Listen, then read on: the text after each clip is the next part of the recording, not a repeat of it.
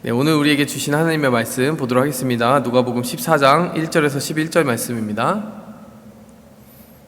네, 누가복음 14장 1절에서 11절. 안식일에 예수께서 한 바리새인 지도자의 집에 떡 잡수시러 들어가시니 그들이 엿보고 있더라. 주의 앞에 수중병 든 한 사람이 있는지라. 예수께서 대답하여 율법 교사들과 바리새인들에게 이르시되 안식일에 병 고쳐주는 것이 합당하냐 아니하냐. 그들이 잠잠하거늘 예수께서 그 사람을 데려다가 고쳐 보내시고 또 그들에게 이르시되 너희 중에 누가 그 아들이나 소가 우물에 빠졌으면 안식일에라도 곧 끌어내지 않겠느냐. 그들이 이에 대하여 대답하지 못하니라. 청함을 받은 사람들이 높은 자리 택함을 보시고 그들에게 비유로 말씀하여 이르시되 네가 누구에게나 혼인잔치에 청함을 받았을 때 높은 자리에 앉지 말라. 그렇지 않으면 너보다 더 높은 사람이 청함을 받은 경우에 너와 그를 청한 자가 와서 너더러 이 사람에게 자리를 내주라 하리니 그때 내가 부끄러워 끝자리로 가게 되리라. 청함을 받았을 때 차라리 가서 끝자리에 앉으라. 그러면 너를 청한 자가 와서 너더러 벗이어 올라 앉으라 하리니 그때야 함께 앉은 모든 사람 앞에서 영광이 있으리라. 무릇 자기를 높이는 자는 낮아지고 자기를 낮추는 자는 높아지리라. 또 자기를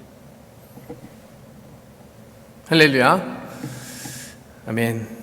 네. 아직 그 영상의 여운이 굉장히 강하게 남아있네요.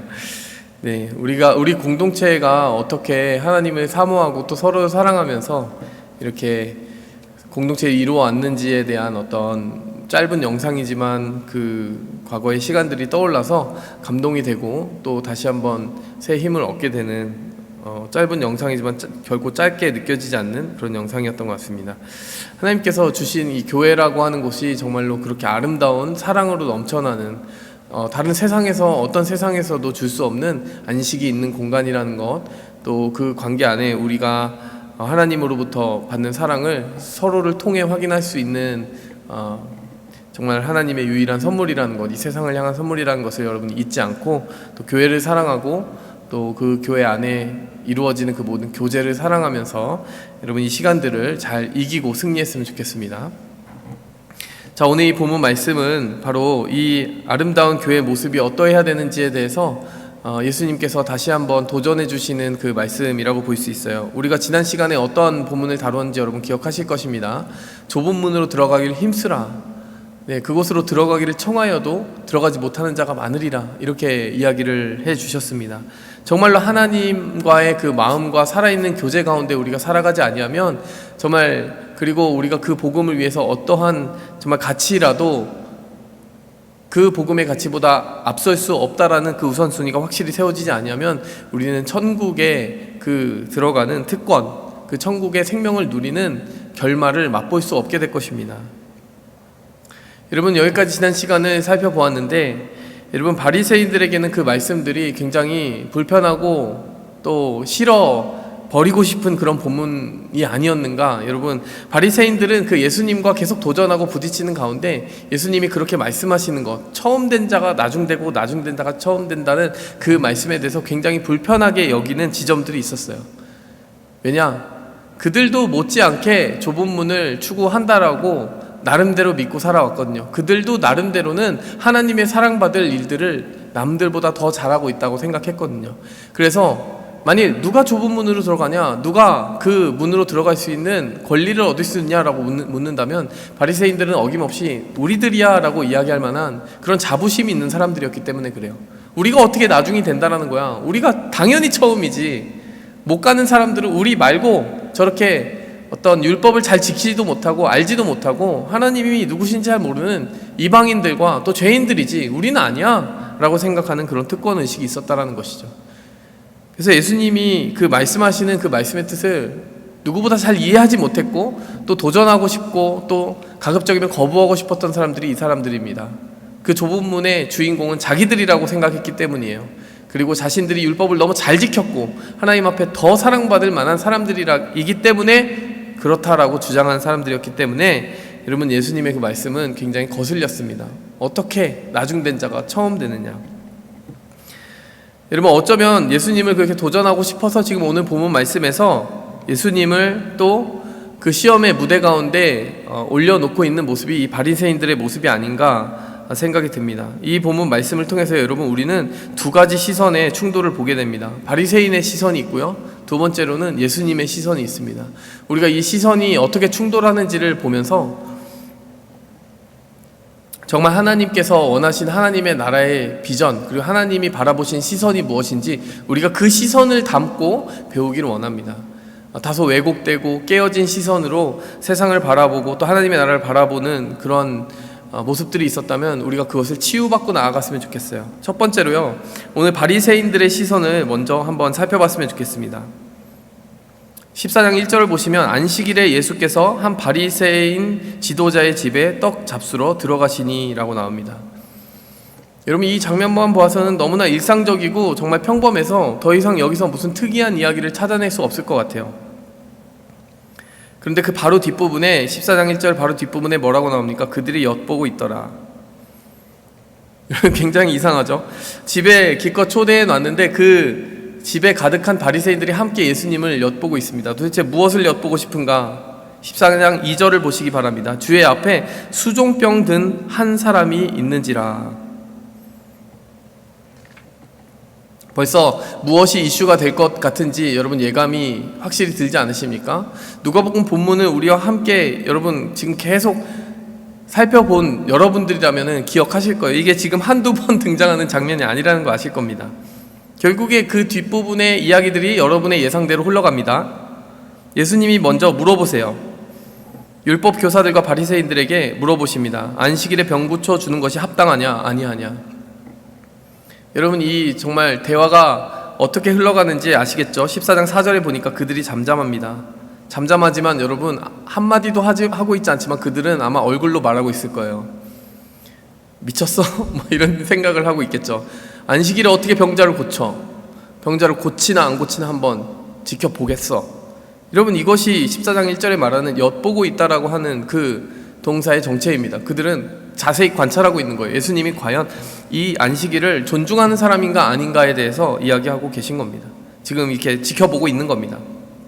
예수님은 지금 뭐라고 이야기하세요?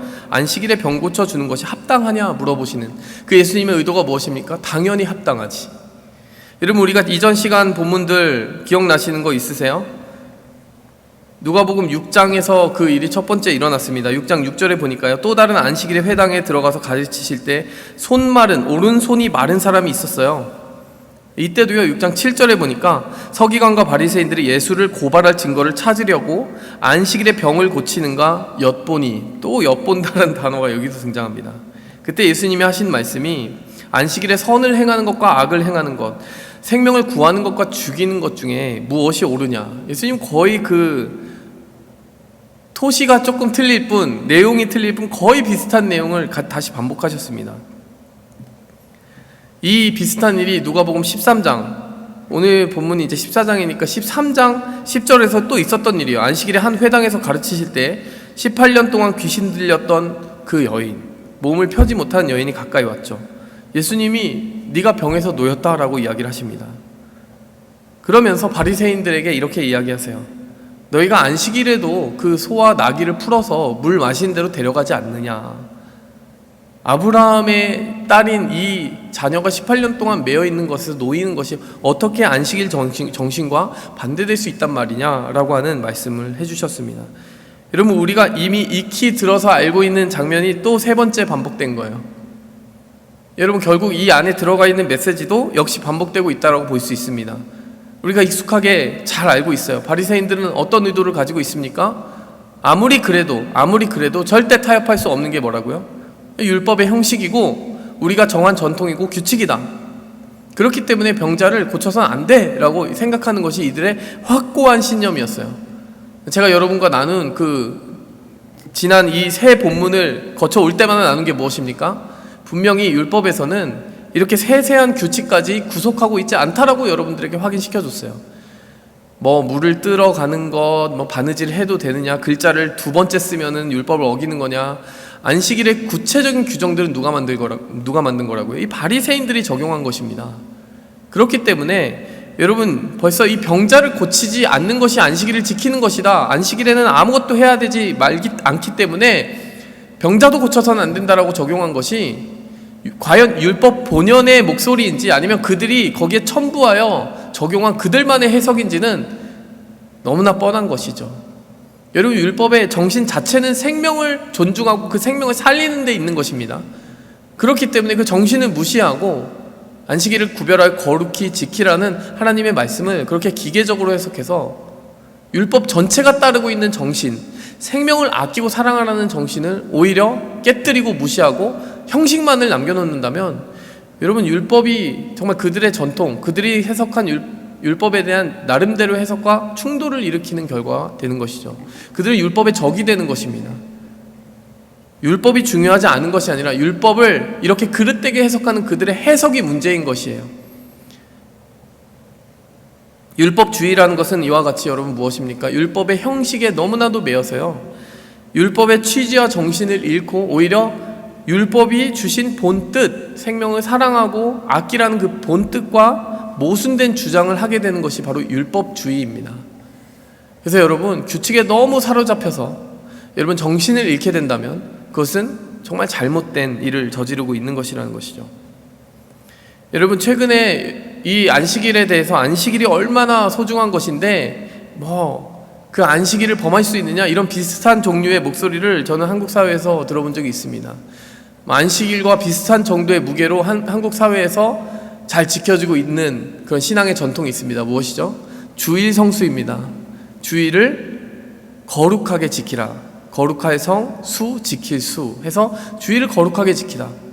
그래서 여러분, 주일을 거룩하게 지키는 이 주일 성수라고 하는 전통이 한국 교회에 굉장히 건강한 뿌리가 되어 왔었어요, 사실은.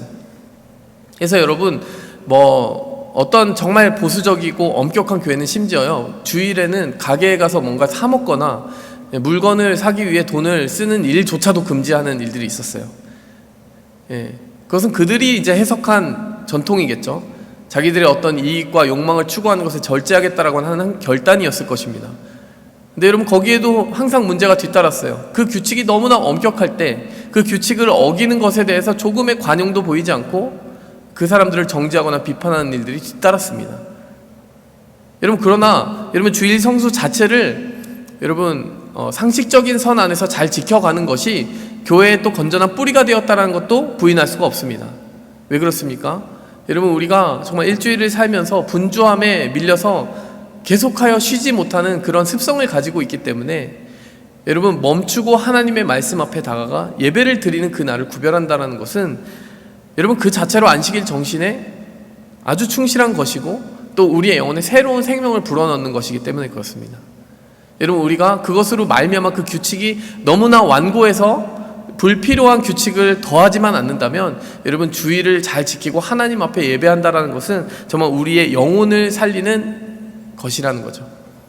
근데 여러분, 최근에 제가 대통령과 또 교계 지도자들의 그 담화를 통해서 한 분의 목소리를 듣게 되었어요. 한교총이라고 하는 한교총이라고 하는 단체 한 대표 목사님이 오셔가지고 하는 말씀이 떠오릅니다. 뭐라고 이야기를 하느냐? 신앙을 생명같이 여기는 이들에게는 종교의 자유는 목숨과도 바꿀 수 없는 가치입니다 라고 이야기를 했어요. 저는 그 말에 100% 동의합니다.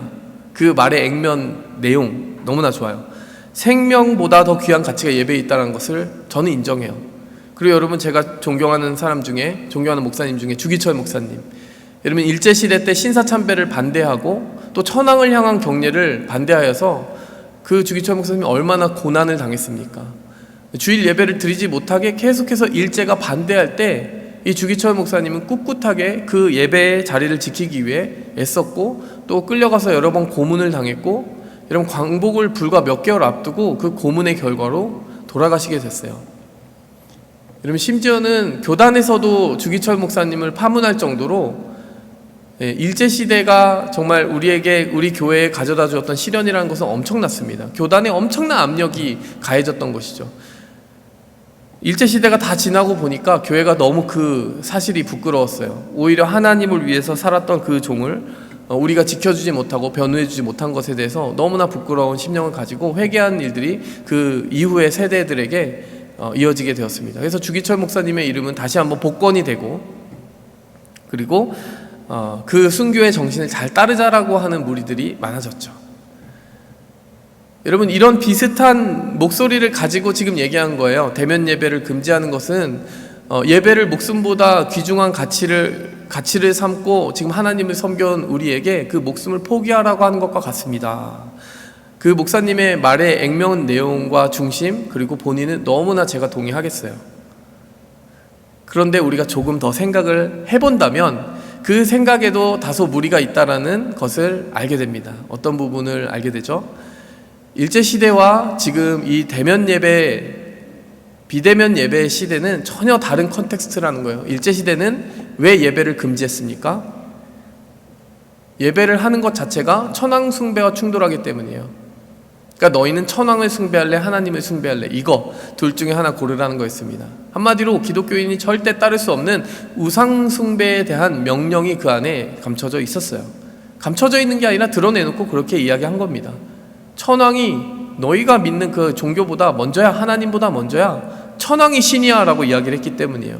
주기철 목사님이 목숨을 걸고 예배를 지키려고 했던 것은 예배 형식 자체가 아니라 어떻게 보면 그것을 공격하는 우상 숭배자들의 그 맹렬한 영적 공격이었던 것이죠. 그거를 맞서 싸우는 것이 정말 반드시 치러내야 되는 전쟁이라고 생각하신 거예요. 그래서 하나님을 사랑하는 마음으로 그 예배 자리를 지켰고, 그리고 심지어는 순교하셨습니다. 그것이 주기철 목사님이 보여준 그 모습의 이유예요. 그런데 여러분, 지금 비대면 예배를 꼭 드리라고 하는 정부의 지침이 한국에서 떨어진 것은 어떻게 이해해야 될까요? 너희가 신앙을 가지고 있기 때문에, 근데 그 신앙을 우리 사회는 인정하지 않기 때문에 신앙을 버리라는 의미로 예배를 금지한 것입니까? 그렇진 않아요. 그렇지 않죠. 오히려 지금의 그 공교롭게도 밀집과 또 밀접 접촉이 잘 이루어지기 쉬운 그 환경이 반복되는 교회라고 하는 곳에서의 예배가 많은 공공의 건강에 해를 끼칠 수 있기 때문에, 그것이 곧 교회가 아니더라도 다른 어떠한 종류의 모임보다 더 많은 사람들이 모이는 그런 모임이 자주 발생할 가능성이 있는 교회의 그 예배가 공공보건에 생명의 위험을 줄 수 있기 때문에 잠시 멈추라는 얘기를 한 것이죠. 예배 자체가 공격받아야 되기 때문에 예배를 금지한 것이 아니라 많은 사람들의 생명을 보호하기 위해 일시적으로 예배를 중단해달라, 대면 예배를 중단해달라, 이렇게 부탁을 한 것이 정부의 지침의 본 뜻일 것입니다. 그렇기 때문에요, 이것을 곰곰이 생각해 본다면은 대면 예배를 드리지 못하게 하는 지금 어떤 정부의 그 방침은 신앙을 핍박하는 행위라기보다는 생명을 지키려는 의도에 조금 더 가깝게 봐줘야 되지 않을까. 만일 이러한 코로나 상황이 충분히 완화되고 나서도 비대면 예배를 강요하는 일이 벌어진다면 좀 더 상식적으로 다시 질문할 수 있겠죠. 이제는 좀 위험이 많이 지나갔으니 상식적인 수준 안에서 안전을 지키면서 예배를 드릴 수 있도록 허용해달라고 그때 얘기를 할 수 있을 것입니다. 그러나 지금은 객관적으로 과학적인 사실에 의해서 누군가의 생명을 위험하게 만들 수 있는 그 환경을 만들지 말자는 취지로 주어진 지침이기 때문에 이것은 종교에 대한 핍박으로 보는 것은 좀 과하다라는 생각이 드는 것이죠. 여러분, 우리가 안식일을 거룩하게 지키라라고 하는 형식, 주의를 거룩하게 지키라라고 하는 그 형식을 어떻게 해석하고 어떻게 적용하는 것이냐에 따라서 여러분 지금 이 상황과 환경을 다르게 해석할 수 있다는 것입니다. 여러분, 만일 우리가 해석하기로 주의를 거룩하게 지키기 위해서는 본교회에 몸이 와서 많은 사람들과 그 형식으로 앉아서 대면 예배를 드리는 것만이 하나님이 거룩하게 받으시는 예배라고 해석한다면 그 형식을 지키는 것에 목숨을 걸게 되겠죠, 자연스럽게. 오늘 이 본문에서 안식일을 거룩하게 지키기 위해서는 병자를 그 안식일에 고쳐서는 안 되라고 해석하는 그들의 해석이 또 다른 형식을 만들어내고 그 형식 자체가 그들이 지켜야 되는 전부가 되었을 때 오히려 예수님이 그들의 율법에 의해, 그들의 전통에 의해서 정죄받았던 것처럼 여러분, 우리도요, 잘못하면 여러분 이 형식에 너무나 매여서 정신 자체를 훼손할 수가 있다라는 생각을 해봐야 됩니다. 다 같이 모여서 예배를 드리자라는 그것만이 안식일을 거룩하게 지키는 방법이냐라고 했을 때 사실은 그렇지 않을 수 있다는 거예요. 지금 이 순간에 생명을 아끼고 보호하는 마음을 가지고 비대면 예배를 드린다면 그 비대면 예배를 하나님은 너는 교회 당에 와서 몸으로 예배드리지 않았으니 거룩한 예배를 드린 것도 아니고 주일 성수도 아니고 안식일도 거룩하게 지키지 못했어 라고 말씀하시는 하나님일까? 아니면 결국에는 그 안식일을 지키라는 것도 하나님이 자신을 사랑하고 이웃을 사랑하라는 정신을 이루기 위해서 주신 것이기 때문에 비대면 예배를 통해 누군가의 생명을 아끼려 한다면 그것을 오히려 칭찬해 주실까? 여러분, 답은 한 방향으로 가고 있는 것 같습니다. 우리가 어떻게 해석하는 것이 옳으냐라고 하는 것을 생각할 때 항상 본질과 정신을 생각해야 된다는 것이에요. 안식일이 생명을 위한 것이다 라고 하는 그 기본적인 전제를 잊지 말아야 됩니다. 만일 우리에게 다시 대면 예배를 드려도 괜찮은 그런 시대적인 환경과 또 복원적인 환경이 마련된다면 다시 마음껏 예배 드리면 됩니다. 그러나 만일 공공의 복원을 위해서 잠시 멈춰야 된다면 그렇게 하는 것이 우리가 사랑을 표현하고 하나님이 기뻐 받으신 예배를 드리는 방법일 수 있겠다라는 생각이 드는 것이죠. 그래서 여러분, 형식과 정신의 싸움은 항상 계속 일어나는 것 같아요.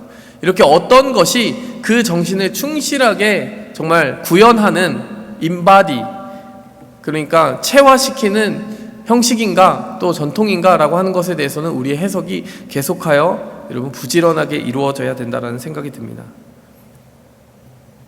여러분, 바리새인들의 그 시선, 어떤 지점에서 예수님이 형식을 깨트리고 규칙을 어기는지를 계속 바라보는 그 시선에 대해서 예수님은 그렇게 답해 주신 것이에요. 너희가 세운 그 보이는 규칙들이 어겨지는 것을 생각하지 말고 그 규칙들 뒤에 지켜져야 되는 더 본질적인 정신에 대해서 더 집중했으면 좋겠다. 사람의 생명을 소중히 여겼으면 좋겠다 라고 하시는 예수님의 그 음성이 우리에게 들려져야 될 줄 믿습니다.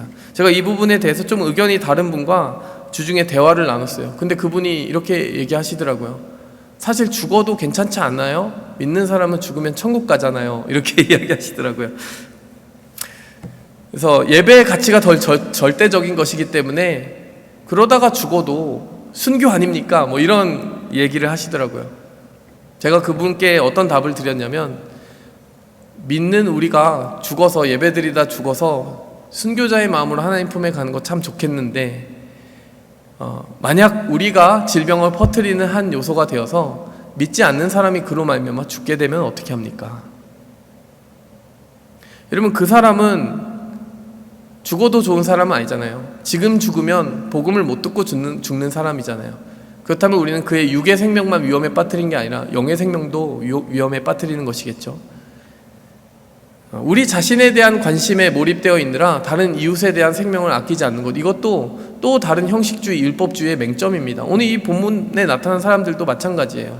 그 수종병 걸린 사람이 얼마나 아플까 전혀 생각하지 않습니다. 예수님이 규칙을 어기느냐 아니냐, 거기에만 시선이 가 있는 거예요. 만약 우린 그냥 예배드리다 죽어도 천국 가요, 이런 식의 태도를 가진다면 여러분, 혹여나 생길 수 있는 우리로 말미암는 그 희생자들에 대해서 전혀 사랑의 마음을 가지고 있지 않은 것이죠. 그리고 그들이 영적인 구원을 받지 못하고 복음 없이 죽을 수 있다는 사실에 대해서 간과하는 것입니다. 여러분, 우리는 이것에 대해서 분명히 바른 해석을 가지고 있어야 돼요. 하나님은 사랑의 마음, 생명 존중의 마음, 그것을 예배에 완전히 담아내기 원하십니다. 여러분, 여기까지가 여러분 이 바리새인들이 가지고 있었던 시선의 맹점입니다. 우리가 익히 잘 알고 있어요.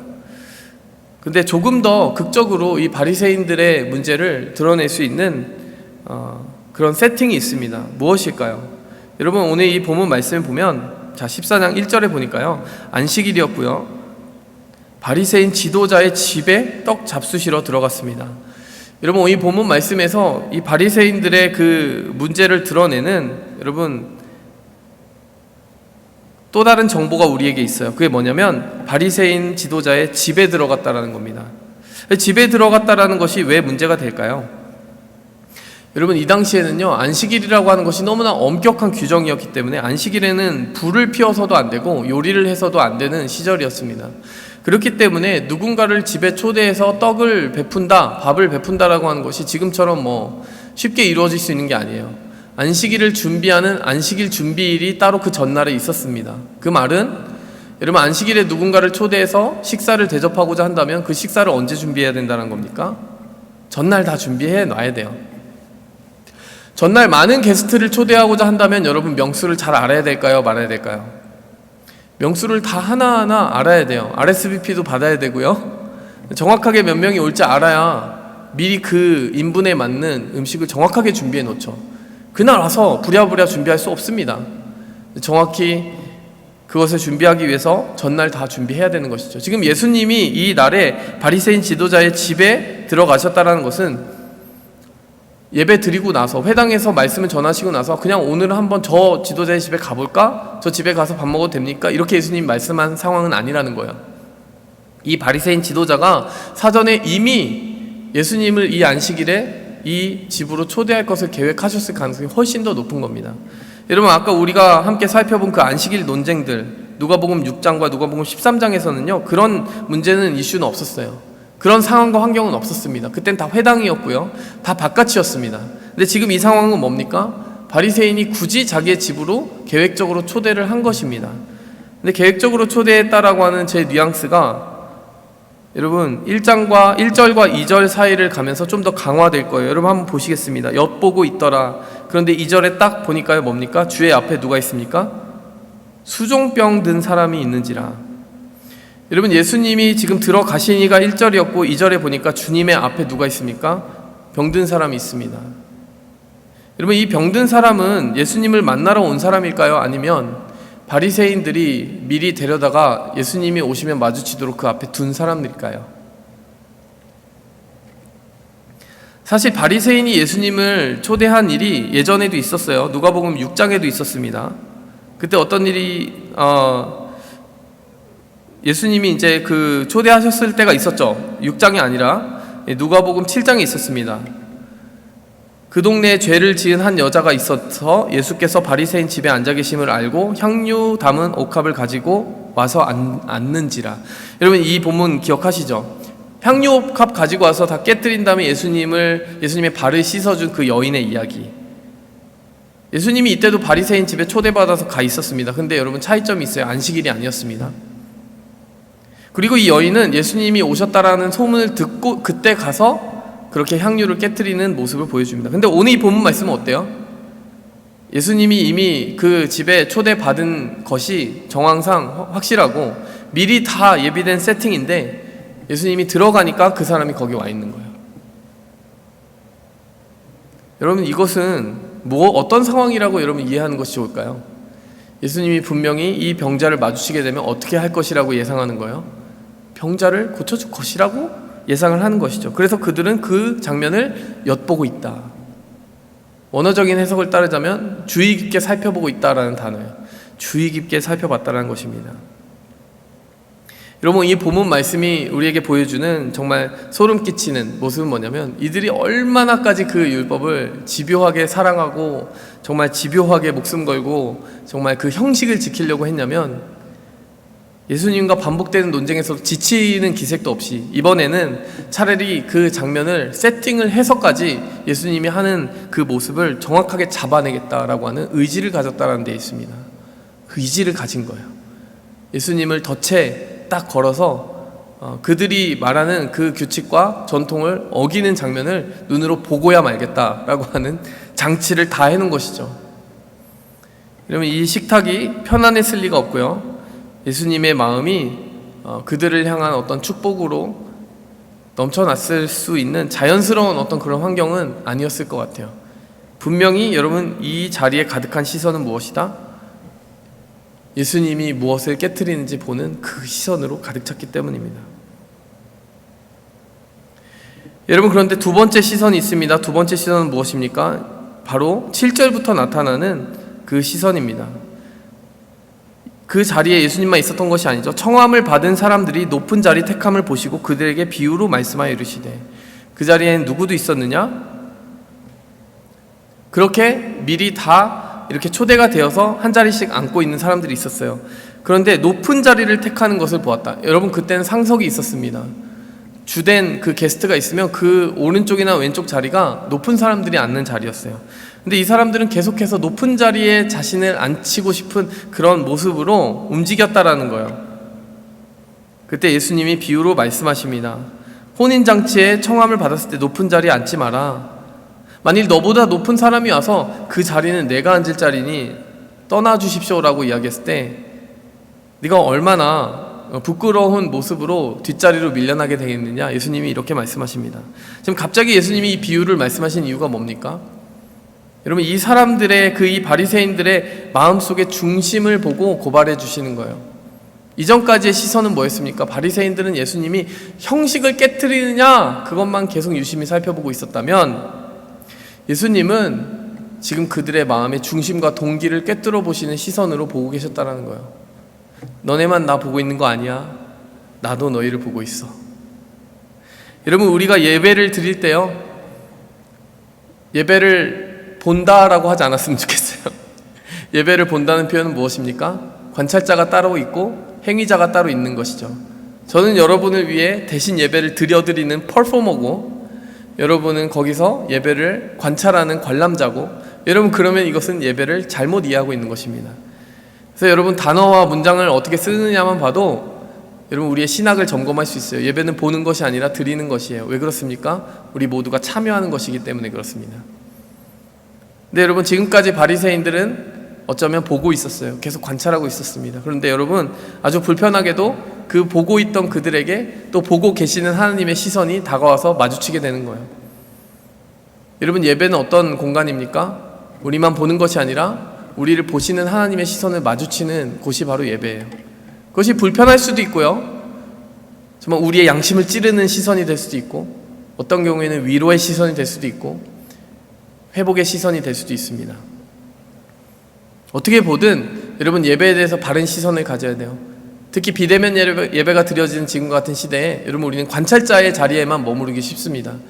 그 소극적인 예배에서 좀 더 벗어나셔야 돼요. 우리는 보는 존재가 아니라 드리는 존재여야 되고, 또 하나님의 시선을 마주치는 존재여야 됩니다. 자, 그래서 예수님이 지금 갑자기 바리새인들에게 보여주신 시선의 의미는 무엇입니까? 예수님이 이렇게 말씀하시는 거예요. 너희의 마음 속에, 너희의 영적인 중심 속에, 동기 속에 잘못된 가장 큰 이슈는 바로 교만이다 라고 이야기해 주시는 거예요. 여러분, 여기서 우리는 이렇게 질문해야 됩니다. 왜 갑자기 이 이슈를 끌어내셨을까? 왜 교만의 이슈에 대해서 이야기를 하시는 걸까? 왜 비교 의식에 대해서 문제를 삼으시는 걸까? 여러분, 우리가 앞뒤 문맥을 다 이해해 보면은 답이 나옵니다. 지금 이 바리새인들이 예수님을 받아들이지 못하고 예수님이 전한 메시지를 제대로 받아들이지 못하고 이해하지 못하는 이유가 바로 교만이기 때문에 그래요. 지금까지 예수님이 하시는 모든 일을 인정하지도 않고 그 메시지를 다 이렇게 평가절하고 깎아내리려고 하는 이유가 무엇입니까? 자기들이 독차지하고 있던 그 군중들로부터의 존경과 그 인기를 다 예수님이 뺏어가고 있는 듯한 느낌을 받았거든요. 바리새인들은 철저히 다른 사람들에 대한 그 우월감을 안정감의 근거로 삼았던 것 같아요. 그래서 세리와 창기와 저 죄인들보다는 우리가 낫지, 이런 것이 그들의 우월감의 근거였습니다. 근데 자기들보다 나은 어떤 존재가 나타나서 어떤 끼어드는 그 존경을 뺏어가는 것만 보아도 이들은 불안해했던 거예요. 그들의 안정감이 사정없이 흔들렸습니다. 여러분, 비교의식은 하나님의 나라에 절대 분깃을 가질 수 없습니다. 하나님의 나라의 방법은 비교하고 또 서로 줄다리듯이 이렇게 재고 그러한 정신과 함께 갈 수가 없는 것이에요. 그들은 특권을 바라보았고 그 특권의 중심에 그들이 있기 원했지만 예수님이 그것을 뺏어간다라고 생각했기 때문에 예수님에 대해서 계속 배척하는 태도를 취했던 것이에요. 예수님은 그것에 대해서 이야기하시는 것입니다. 예수님이 지금 이 이야기를 하신 이유는 바리새인들을 자유롭게 해주고 싶으셔서 그 말씀을 하시는 거죠. 너희가 지금 안식일이 그렇게 중요하다라고 이야기하는 그 내용적인 것을 내가 살펴보면 안식일을 정말 중요하게 생각해서이기도 하겠지만, 사실은 나와의 경쟁 구도와 비교 관계 속에서 군중들의 그 시선과 존경을 다시 한번 뺏어가려는 그런 의도가 있는 것은 아니냐. 나를 허물어뜨리고 넘어뜨리고 계속해서 시험하려고 하는 너희의 의도 속에는 너희가 독차지해야 되는 그 특권에 대해서 놓지 못하는 그런 교만이 숨쉬고 있는 것은 아니냐. 거기에 그렇게 숨어있는 교만을 해결해야만 내가 전하는 메시지를 그대로 받아들일 수 있다라고 이야기를 하고 계신 것이죠. 여러분, 예수님의 시선은 바로 그들의 중심과 동기를 바라보고 또 그것을 자유롭게 해주시려는 시선이었다는 것을 우리는 생각하게 됩니다. 여러분, 성경은 줄곧 그렇게 여러분 우리의 중심과 동기가 겸손해야 된다라고 이야기를 하세요. 여러분, 아브라함의 이야기를 주중에 한 청년과 나누었는데, 아브라함은 역시 하나님께서 부르셔서 그 가나안 땅으로 가는 그 길에 있었고, 여러분 그 과정 가운데 한 가지를 경험했습니다. 철저한 광야였다는 거예요. 소외였다는 거예요. 원래 살던 곳은 갈대아 우르, 그리고 그 다음 이주했던 곳은 하란이었습니다. 메소포타미아 그 강 주변에 제국의 영광이 있던 곳이었어요. 여러분, 잠시 아브라함이 탈선했을 때 갔던 이집트도 제국이었습니다. 근데 하나님은 제국에 그 아브라함을 두지 않고 제국의 변두리인 광야로 가라고 하셨습니다. 상석을 놔두고 말석으로 가라고 하신 거예요. 왜 그렇습니까? 여러분, 우리가 새로 시작해야 되는 그 곳이 바로 그곳이기 때문에 그래요. 그곳이 하나님을 정말 하나님 되게 섬길 수 있는 유일한 곳이고, 하나님 외에는 정말 생명의 근거가 될 수 없는, 정말 그 어떠한 수단도 하나님보다 앞설 수 없는 곳인 동시에 우리가 또한 하나님의 사랑을 전할 수 있는 소외된 곳이기 때문에 그렇습니다. 여러분, 우리는 항상 중심과 또 스팟라이트를 받고 그 중심에 속하려고 하는 그 생각보다 어떻게 하면 말석에 가서 섬기고 낮아질 수 있는가라고 생각해야 된다는 그 예수님의 오늘 그 부름과 그 메시지를 마음속에 잘 새겨보아야 될 것이에요. 여러분, 말씀을 정리하도록 하겠습니다. 오늘 이 본문 말씀은 두 가지 시선이 충돌하고 있다라고 이야기를 했어요. 예수님을 환대하며 초대한 것 같지만 실제로는 여러분 잘 짜여진 덫이 있었습니다. 예수님이 과연 병자를 고칠 것인가, 그것만 바라보고 엿보고 있는 이 첫 번째 시선. 여러분, 그들은 어떻게 보면 자기의 그 규칙에 매여서 예수님이 주시려는 선물을 스스로 차단하고 받지 못하는 너무나도 불행한 인생을 살고 있었습니다. 예수님은 두 번째 시선을 가지고 그들에게 도전하십니다. 너희만 바라보고 있는 것이 아니다. 나도 바라보고 있다. 너희가 신앙생활을 한다는 것은 하나님의 시선 앞에 겸손히 서는 것이다. 여러분, 우리는 다른 사람을 비판하고 관찰할 자유가 있지만, 여러분, 예배의 공간에서는 하나님의 시선 앞에 점검받아야 되는 한 사람으로 서야 된다는 것을 늘 기억해야 됩니다. 더 나아가 여러분, 우리의 중심과 동기가 만일 교만으로 가득 차 있다면 예수님이 우리에게 주시는 선물을 받을 수 없다라는 사실도 깨달아야 됩니다. 예수님의 그 두 번째 시선은 그들에게 그것을 깨닫게 해주시는 시선이었어요. 중심과 동기의 문제가 훨씬 더 중요하다는 것을 다시 한번 리마인드 해주시는 시선이었습니다. 여러분, 우리는 첫 번째 시선을 버리고 두 번째 시선을 가져야 될 줄 믿습니다. 이것이 우리가 지금 이 코로나 시절에 잊기 쉬운 하나님의 시선에 대한 리마인더라고 생각이 듭니다. 우리가 다른 사람의 시선 앞에 지금 서지 않고 있어요. 근데 여러분이 예배드리는 그 홀로 된 공간 속에서도 하나님의 시선을 받으시기 바랍니다. 하나님이 바라보고 계시고 하나님이 여러분에게 인격적으로 다가가고 계시는 그 시선을 이렇게 잔잔하게 여러분들을 향해 두고 계시다는 사실을 날마다 일상 속에서 경험하시고 또 누리고 또 지켰으면 좋겠습니다. 자, 그러한 마음의 중심으로 나아가도록 하겠습니다. 함께 기도하겠습니다. 하나님 아버지, 오늘 이 본문 말씀을 통하여서 우리가 살펴보는 것은 하나님, 우리가 바라보고 중요하게 생각하는 것들이 하나님의 마음과 하나님의 중심과 하나 되지 못했을 때 얼마나 헛될 수 있는가, 허망할 수 있는가, 그것을 오늘 이 본문 말씀을 통해 다시 살펴보게 됩니다. 하나님, 우리의 심령을 다시 한번 새롭게 해주셔서 주님의 시선 앞에 서게 하여 주시고, 또 무엇보다 외형과 외모 그리고 외적으로 일어난 일들보다 우리의 중심과 동기를 먼저 살피시는, 더 깊이 살피기 원하시는 그 하나님의 마음 그리고 하나님의 시선을 의식하고 또 깨닫고 그 앞에서 변화되게 도와주시옵소서. 예수님의 이름으로 기도하였습니다. 아멘. 지금 우리가 드린 예물을 생각하고 또 오늘 메시지를 생각하면서 기도하기 원합니다. 이 시간 시선에 대해서 생각하시기 바랍니다. 우리가 처음으로 마주친 그 시선은 어떻게 하면 상대방이 넘어질 수 있을까, 그것을 바라보고 어떻게 하면 그 잘못을 잡아낼 수 있을까? 그것을 엿보는 시선이었다라고 한다면요, 두 번째 시선은 달랐습니다. 덫에 걸릴 수 있음에도 불구하고 고침을 받아야 되는 그 한 사람을 불쌍히 여기는 시선을 가지고 계셨고, 예수님은 더 나아가서 비록 자신을 공격하는 바리새인들이지만 그들의 마음속에 있는 그런 뿌리 깊은 매임을 풀어 그들을 자유롭게 해주고 싶으셨던, 교만한 그 바리새인들을 향해서도 기회를 주고 싶으셨던 그 시선을 가지고 계셨습니다. 결이 다르고 방향이 다른 시선이었습니다. 우리가 어떻게 바라보느냐가 우리가 어떤 사람이냐를 보여주는 것입니다. 이 시간 기도할 때, 하나님, 저에게 그 예수 그리스도의 시선을 주시옵소서. 본질을 바라보는 시선, 또 한 사람의 영혼을 불쌍히 여기는 시선, 그러므로 말미암아 정말 하나님의 뜻이 무엇인지 분별할 수 있는 지혜로운 시선을 주시옵소서. 이 시간 그 시선을 가지고 살아가게 해달라고 함께 기도하도록 하겠습니다. 여러분, 이 시간 기도할 때 여러분, 우리 공동체에 있는 병으로 고통하는 분들을 위해서 기도하는 시간을 가졌으면 좋겠습니다. 그것이 예수님의 시선으로 기도하고 또 생각하는 마음일 것입니다. 우리가 서로 떨어져 있어서 눈으로 마주치지 못하기 때문에 또 마음으로 그것을 기억하지 못할 수 있습니다. 하지만 이 시간 함께 기억하고 기도해 주시기 바랍니다.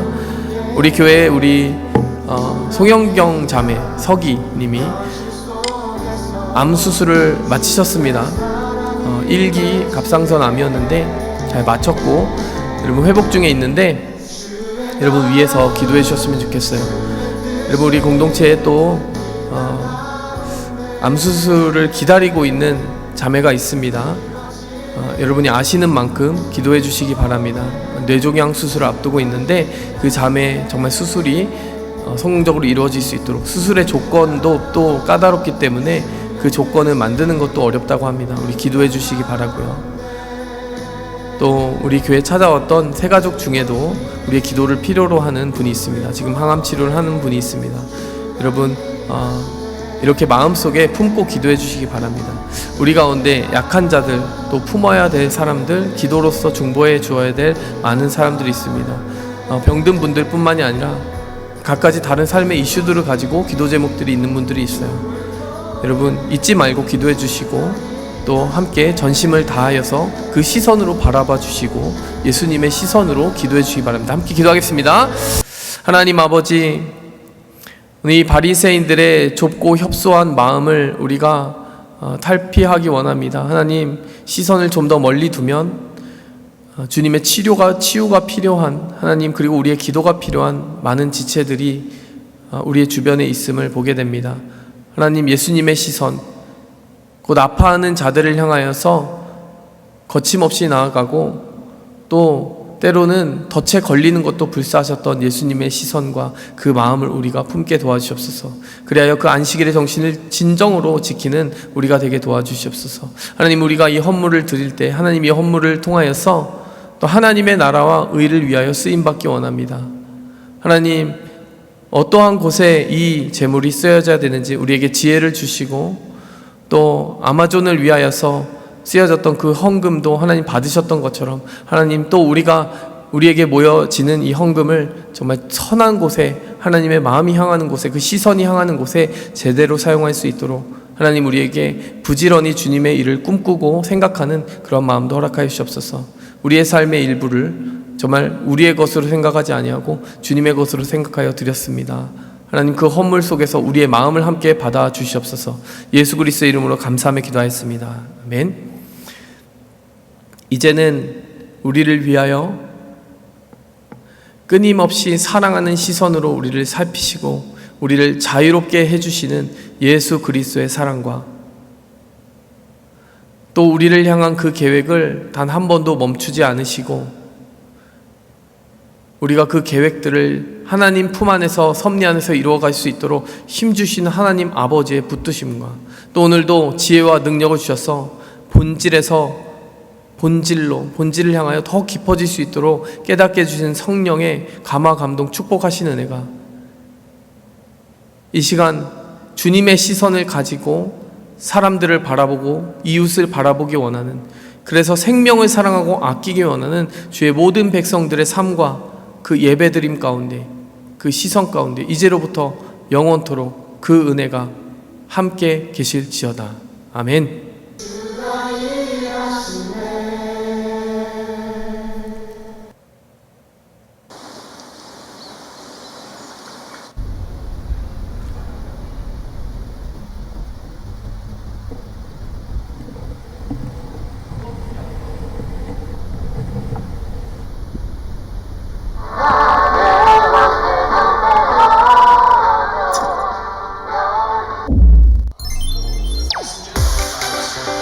Yeah.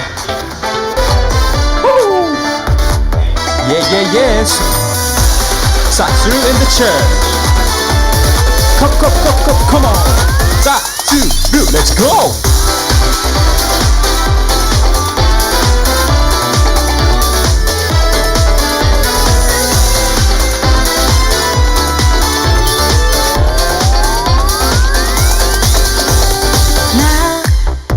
다시 또 설레요. 이렇게 너를 만나서 함께하고 있는 지금 이 예배당. 다시는 우리 볼 순 없는 거라고 코로나 때문에 줌에서만 만났었는데 흐르는 시간 속에서 너와 내 기억은 점점 희미해져만 가. 끝난 줄 알았어. 지난 여름 수련회 주님과 단둘이 성령에 취해서 찬양하며 같은 꿈을 꾸었지. 다시 여기 예배당 이제는 말하고 싶어. 주님 있었기에 우리 더욱 빛나. 자연이 협되고 다들 코로나로 짜증내. 괜찮아, 우리들은 멀쩡해. 예수 품에 빠져버린 걸 이제 주저하지 않을 거야. 은혜에 피피피피 쌓여서 질병이 밀려와도 못 지워. 추억이 돼버린 수련회 우리 다시 은혜 받아보고 싶어.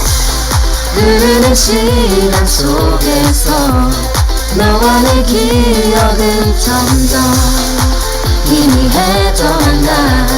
끝난 줄 알았어. 지난 여름 수련회 주님과 단둘이 성령에 취해서 찬양하며 같은 꿈을 꾸었지.